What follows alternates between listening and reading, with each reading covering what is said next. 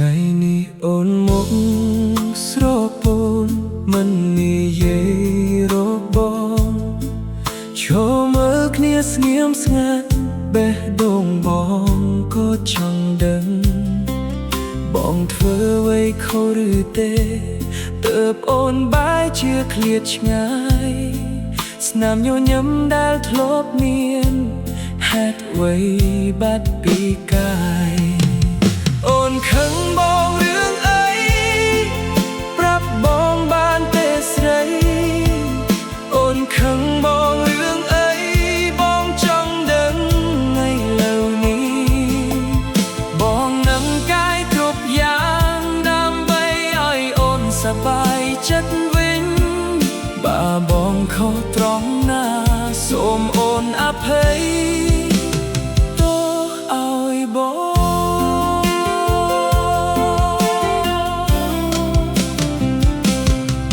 ភ្លេងកាឡន់លឺសូ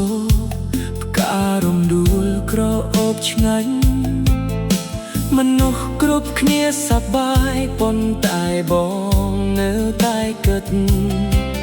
ចង់ឃើញអូនញញឹមវិញដូចថ្ងៃដែលយើងជួបកុំឲ្យរឿងតូចមួយនេះបំបែកផ្ទៃ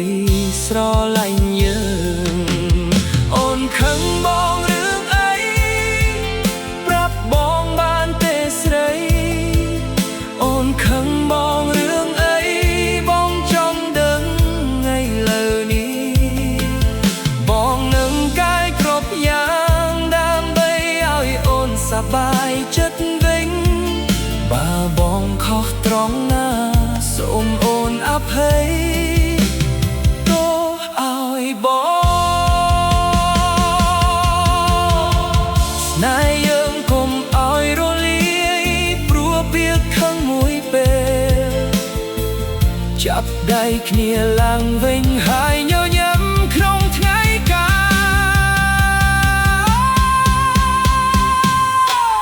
អូនខឹងបងរឿងអីប្រាប់បងបានទេស្រីអូនខឹងបងរឿងអីបងចង់ដឹង